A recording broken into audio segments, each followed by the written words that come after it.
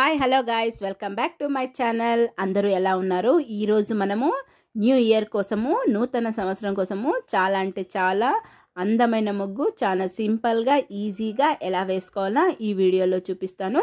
ముగ్గు నచ్చితే మీరు ట్రై చేయండి.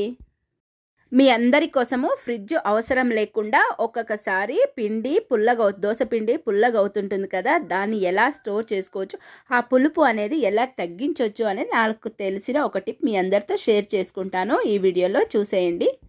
ఫస్ట్ రోజు అయితే ఏం సమస్య లేదు, పిండి పుల్లగా కాకుండా చాలా అంటే చాలా టేస్ట్గానే ఉంటుంది, ఏం పులుపు ఎక్కదు.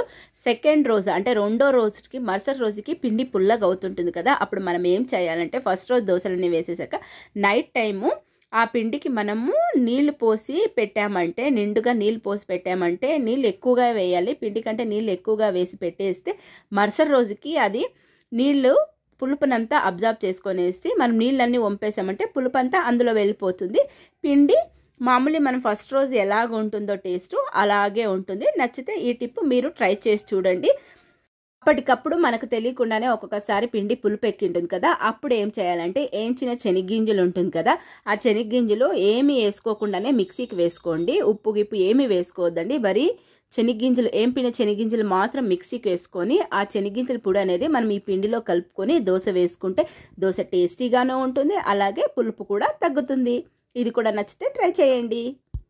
ఇంకొక టిప్పు, దోశ పిండి పుల్లగా కాకుండా ఉండాలంటే మనం పిండి వేసుకొని రుబ్బి పెట్టుకుంటాం కదా, ఆ రోజు మనము దానికి ఉప్పు కానీ సోడా కానీ ఏమి కలపకుండా అలాగే పెట్టుకుంటే అది మరుసటి రోజుకి అనేది పిండి అనేది పులుపు ఎక్కదు.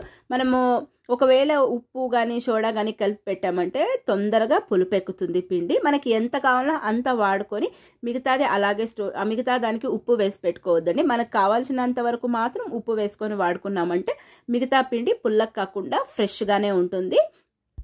సాధ్యమైనంత వరకు మనకి ఎన్ని రోజులకు కావాలా అంటే 1 or 2 డేస్కి మాత్రము దోశ పిండి రుబ్బుకోండి చాలు.